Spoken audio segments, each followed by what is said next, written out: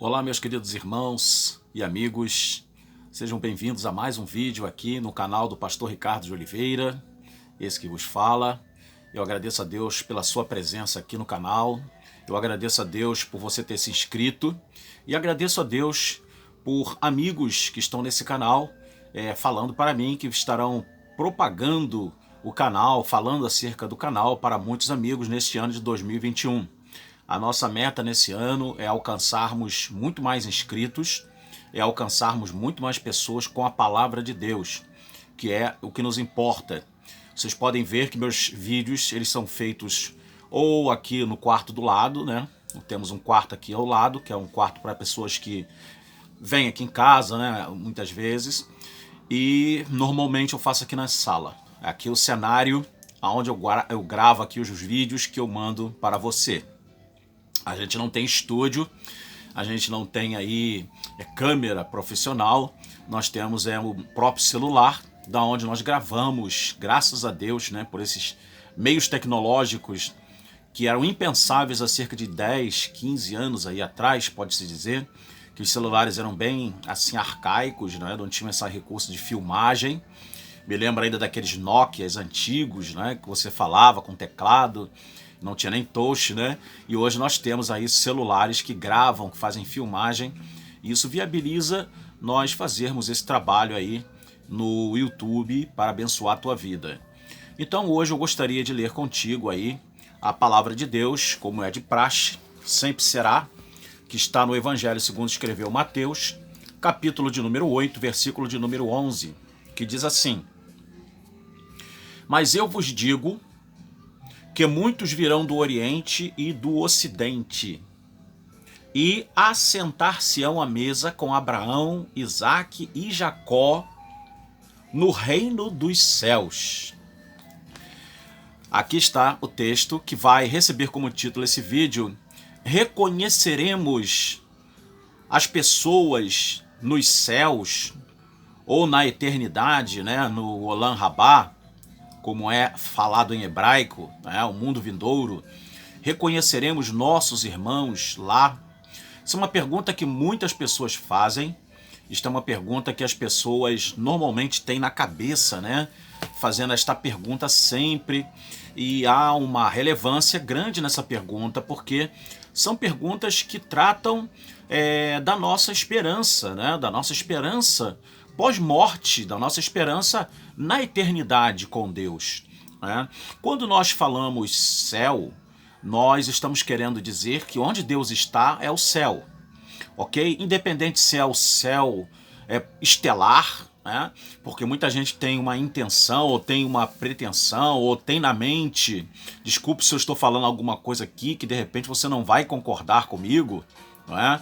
Ou que vai aí de repente ser alguma coisa que vai tirar assim uma espécie de mito da mente de vocês, mas muitas pessoas têm aquela esperança de morar no céu, assim, no céu, junto com as estrelas, com os cometas, com os asteroides, né? Com galáxias, e ir vendo lá, sentado lá na varanda celestial, vendo as galáxias, o céu. Será que o céu de Deus é esse? Será que o céu de Deus tem essa conotação espacial, essa conotação de espaço sideral? Será que é esse o céu de Deus? Eu creio que céu, reino dos céus, como é muito usado por Mateus, Mateus ele usa demais essa expressão, reino dos céus. Eu entendo-na e creio, apesar de discordar alguns de mim, inclusive um grande amigo meu que já dorme no Senhor, ele tinha uma discordância de mim, mas nunca abalou nossa comunhão. Eu creio que reino dos céus e reino de Deus são expressões antônimas, não, são expressões sinônimas, ok? Eu creio que as duas expressões, tanto o reino de Deus quanto o reino dos céus, que é usado em Mateus, você vai ver muito reino dos céus sendo usado em Mateus. Fora de Mateus, você vai encontrar a expressão dos outros evangelistas, reino de Deus, principalmente lá no Evangelho de João, o reino de Deus. Jesus até disse que aquele que não nascer de novo não pode entrar no reino de Deus, né? Alguns veem umas diferenças aí, fazem até inclusive paralelo do reino dos céus com o reino de Deus. São estudos honestos, é claro, respeitamos, não vamos demerecer e nem desmerecer aí, tirar o demérito, né? Tirar o mérito, né? Demerecer, tirar o mérito desses estudos tão bons, e tampouco também vamos também menosprezar aí esses estudos. Nós gostamos de ter a mente aberta e, claro, isso é bom para o nosso conhecimento, a gente saber de todas as teses e toda a visão teológica, né, acerca de determinadas expressões que a Bíblia traz. Então, queridos, eu, no meu entendimento, eu creio que reino de Deus e reino dos céus é a mesma coisa. E eu creio que o reino de Deus e o reino dos céus, ele já começa a se manifestar aqui na terra por meio de nós. Alguém uma certa vez perguntou a Jesus se o reino dos céus viria com aparência exterior. É claro que pelas profecias bíblicas nós sabemos que o reino dos céus ele virá com uma aparência exterior. Isso, é claro, que era uma expectativa dos judeus, era uma expectativa messiânica judaica. E há realmente na palavra de Deus profecias que falam acerca desse reino do Messias. Desse reino em que o Messias ele será o rei de paz, o rei de justiça, que tanto essa terra precisa e que tantos homens de boa fé creem que virá. Principalmente a nação judaica e a expectativa de fé judaica crê que o Messias ele trará paz à terra. Um dos motivos pelos quais eles tiveram, vamos assim dizer, uma decepção com a pessoa de Jesus de Nazaré foi exatamente porque ele não trouxe de imediato esse reino visível. Mas Jesus falou o seguinte, olha, o reino dos céus ele não se manifestará visivelmente, mas ele vai se manifestar dentro de vós. Dentro de vós. Então, é uma expressão muito forte de Jesus e uma expressão muito bela e esclarecedora, que o reino dos céus, ou o reino de Deus, iria se manifestar dentro de nós. Né? Essa palavra dentro, nós temos aí a palavra entos, significa uma manifestação não visível, uma manifestação interior. Então, Deus, ele é, na sua sabedoria, muito grande dentro da sua sabedoria, muito profundo dentro daquilo que ele quer para nós. Deus, ele faz primeiro com que o reino e a cidadania do reino, ela nasça e ela seja entrelaçada no nosso interior, no nosso ser espiritual. Deus faz com que essa noção de cidadão do reino, ela seja literalmente colocada, escrita no nosso coração, faça parte da nossa vida, do nosso ser ontológico, do nosso ser espiritual, tirando todo o efeito de materialidade, que é algo tão comum nesses dias de hoje, né? Nos dias de hoje as pessoas querem materialização, elas querem materialidade. Hoje se busca mais o material do que o espiritual. E isso é algo bem preocupante, porque o apóstolo Paulo diz que a nossa fé ela não está nas coisas que se veem, mas nas que não se veem. Ou seja, a nossa fé não está no visível, mas está no invisível. Então, isso é algo muito esclarecedor, esta revelação de Paulo. Bom, voltando aqui para a pergunta, será que nós iremos reconhecer-nos no reino de Deus ou nos céus, conforme os cristãos e nós, irmãos em Cristo, costumamos dizer? Lá no céu eu vou te encontrar, no céu eu vou falar contigo, lá no céu eu vou falar com Abraão, eu vou perguntar a Adão, né? Mas aí abre-se até um precedente. Eu falei Adão, mas ninguém sabe se Adão está salvo ou está perdido. Isso é um mistério que está na consciência de Deus e está com o próprio Deus.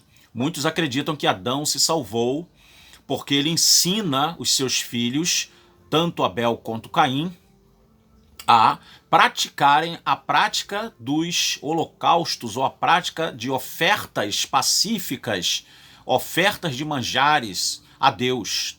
Não é? Isso nós vemos lá quando os dois levam para o Senhor, no capítulo 4 de Gênesis, a Bíblia vem falando que os dois trouxeram ao Senhor uma oferta. Né? Caim trouxe a oferta dele, que era uma oferta de cereais, né, de manjares, e Abel trouxe uma oferta de sangue.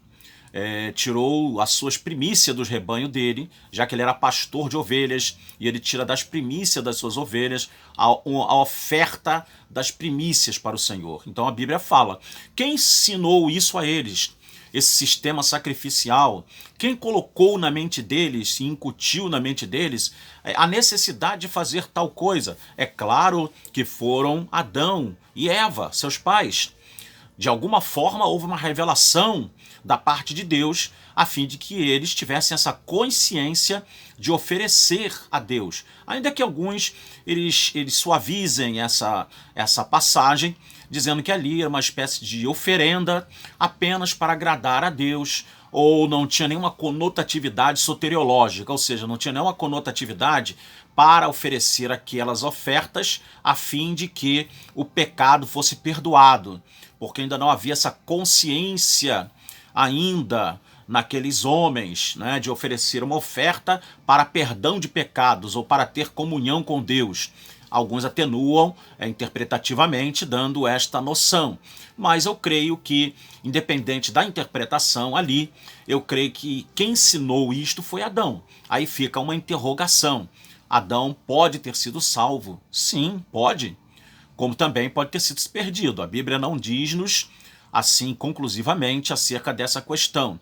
Ok, mas o que interessa-nos aqui agora, nesse vídeo, é se nós vamos nos conhecer. Olha, depois que Jesus curou o servo do centurião, que esse servo estava em casa, e esse servo jazia em casa daquele centurião, paralítico e violentamente atormentado, aquele homem recebeu de Jesus dizendo, olha, eu vou lá dar saúde a esse homem. E aquele homem então diz, Senhor, não precisa, eu não sou digno que tu entres no meu teto. E Jesus então conversa com aquele homem, e aquele homem diz, olha, eu sou um homem de autoridade, eu mando um, ele vem, eu mando outro, ele vem. Dá apenas uma palavra, Senhor, e o meu servo vai ficar curado. Jesus se admirou e disse que nem mesmo em Israel, está no versículo 10, Jesus falou, nem mesmo em verdade, verdade eu vos digo que nem em Israel encontrei tanta fé. E Jesus dá uma palavra e aquele homem encontra o servo dele, como no versículo 13 está dizendo, que o homem ficou curado. Aí Jesus aqui nesse texto ele faz uma promessa, dizendo que muitos com uma fé semelhante a desse centurião romano, com uma fé semelhante a desse gentio, eles iriam vir do Oriente, iriam vir do Ocidente, e assentar-se-iam na mesa com Abraão, Isaque e Jacó. Ora, vejam que é uma promessa futura, é uma promessa que não aconteceu ainda, porque nem eu nem você, que cremos e que somos gentios e que cremos no Senhor Jesus Cristo, o Senhor Jesus de Nazaré, como nosso Cristo, nosso Messias, ainda não nos assentamos na mesa com Abraão, Isaque e Jacó. Nós temos comunhões com os santos da igreja triunfante? Sim, nós temos. Ainda que sejamos a igreja militante, a igreja que está na guerra, que está na batalha contra as forças do mal, tentando com isso galgar e conseguir a sua salvação. Nós estamos numa luta pela nossa salvação, por meio da vigilância, por meio da oração, por meio da fé e por meio dos meios da graça de Deus. Nós estamos lutando para alcançarmos a nossa salvação. E, claro, o Espírito Santo de Deus, que é um dos meios mais gloriosos que Deus dotou-nos para vencer, ele está morando em nós, a fim de fazer com que nós tenhamos plena vitória nesta guerra, nesta batalha. Então, queridos irmãos, vejam que o Senhor disse que muitos viriam, ou seja, uma multidão, viria do Oriente e do Ocidente, que era a expressão para definir o mundo inteiro. Era uma expressão, um hebraísmo, não é? Vamos dizer assim, para falar do mundo todo, o mundo oriental e o mundo ocidental. Então viriam de todas as partes, de todas as tribos, línguas, povos, raças e nações de toda a terra, Oriente e Ocidente, e assentar-se-iam na mesa com Abraão, Isaque e Jacó. Ora, se a identidade de Abraão, Isaque e Jacó elas foram mantidas, consequentemente a nossa também será mantida. É interessante que depois da ressurreição de Jesus, Jesus não deixou de ser Jesus, porque temos que entender que ressurreição não é uma mudança de um corpo para outro, mas a ressurreição ela tem a característica de fazer com que aquele corpo que dorme no pó, ele volte novamente à vida. No caso, a ressurreição para a glorificação e a imortalização é um corpo que vai vencer essas limitações da morte, da mortalidade e da corruptibilidade para ser um corpo de glória, tal como é o corpo de Jesus. É interessante também notar que no capítulo 17 do Evangelho de Mateus, passagem essa bastante intrigante, que é a passagem da transfiguração do Senhor Jesus, ali diz-nos que apareceu Elias e Moisés conversando com Jesus. Eles não conversaram com Pedro, Tiago e João. É interessante isso, porque muitos ali creem que aconteceu uma espécie de sessão, mas não houve sessão. Até porque foi uma visão gloriosa naquele momento ali, e eles veem a Moisés e a Elias conversando com Jesus. E Lucas fala o que eles estão conversando, acerca da saída do povo. Ou seja, eles estão falando com Jesus, né? A palavra saída ali no grego, inclusive, é a palavra êxodos, né? Saída do povo. Só Lucas dá esse detalhe. Então eles estão falando acerca do quê? Da libertação do povo dos seus pecados por meio de Jesus Cristo, do Messias. Mas o que eu quero chamar a atenção, porque o vídeo é para isso, nos reconheceremos, Moisés e Elias também foram reconhecidos como sendo Moisés e Elias ali. É claro que tem toda uma implicação, como eles vieram a saber que era Moisés e Elias. É claro que quem disse para eles esta expressão, porque não tinha fotos naquela época e nem tampouco se tem notícia de que tinha nenhuma estátua perpétua de Elias ou de Moisés naqueles tempos dos apóstolos. A Bíblia não cita no Novo Testamento isso.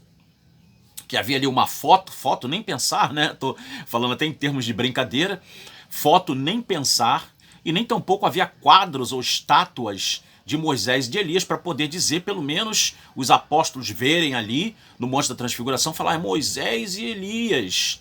Não, com certeza foi Jesus, após transfigurar-se à vista deles, metamorfosear-se, ou seja, revelar sua glória interior, deixando ela ferir o exterior. Ou seja, a essência de Cristo, ela veio à tona por meio da sua transfiguração, e os apóstolos Pedro e Tiago e João viram a glória do Senhor Jesus Cristo naquele dia, no dia da transfiguração do Senhor.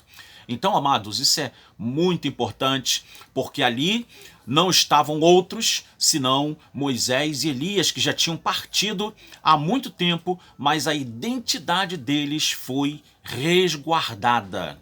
Então eu, particularmente, pastor Ricardo, à luz de certos textos, conforme o próprio Cristo cita, que na ressurreição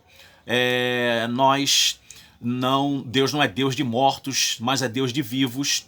Deus não é Deus de mortos, mas é de Deus de vivos. Ele fala, Deus é o Deus de Abraão, de Isaac e Jacó. Ora, Deus não é Deus de mortos, mas é Deus de vivos. Em outras palavras, Abraão já tinha morrido, Isaac já tinha morrido, Jacó já tinha morrido, mas o Senhor diz que Deus não é Deus de mortos, mas é Deus de vivos, mostrando que o ser de Abraão, Isaac e Jacó estão identificados como sendo eles próprios.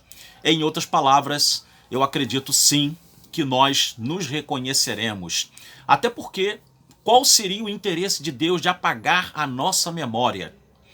Agora entra também um detalhe interessante. A Bíblia fala que Deus enxugará dos nossos olhos toda lágrima.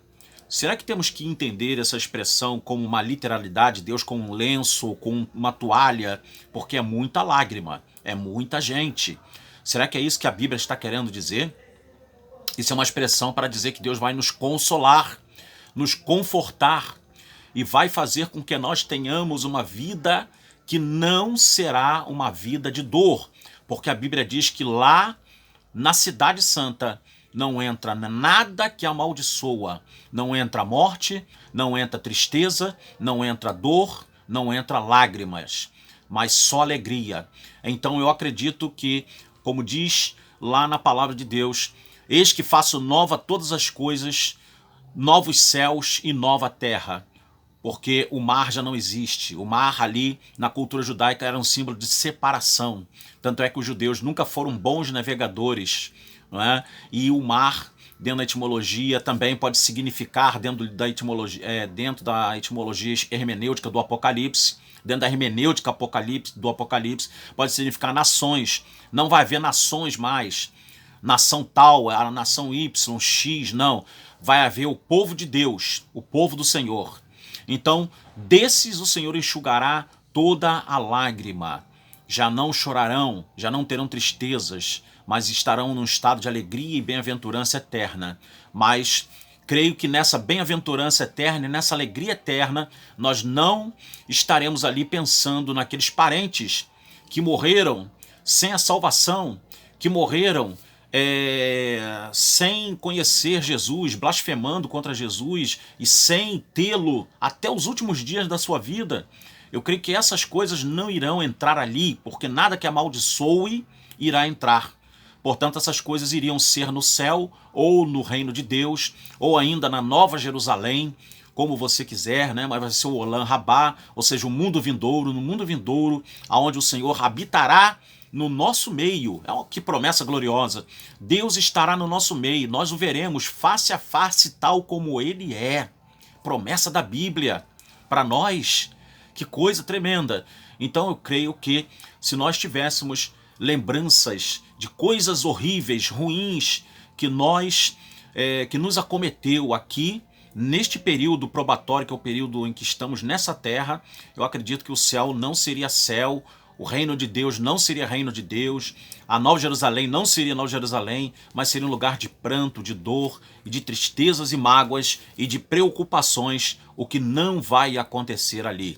E nós iremos, creio eu, baseado nestas passagens, nessas evidências aqui que eu acabei de falar, dentro das Sagradas Escrituras. É claro que não tem nenhum texto assim específico, não é, que diga assim, olha, lá na Nova Jerusalém, ou no reino de Deus, ou no céu, conforme muitos de nós falamos, lá no céu e tal. É claro que não tem nenhum texto que diga assim, lá no céu nós vamos nos reconhecer.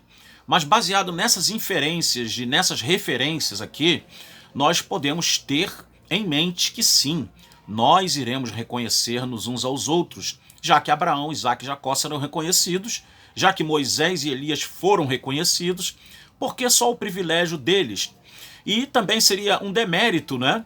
Nós que tanto nutrimos aquele desejo no coração de conhecer Davi, de conhecer os santos da antiga aliança, da nova aliança, Pedro, Tiago e tantos santos que no decurso do longo da história da igreja, eles foram evidenciados pela história, quantos heróis da fé, não é? Eles passaram pela história da igreja, e é uma coisa que nós nutrimos no coração, o desejo de conhecê-los, o desejo de conversar com esses homens, com esses valentes de Deus, com esses heróis de Deus que estiveram aqui nesse planeta.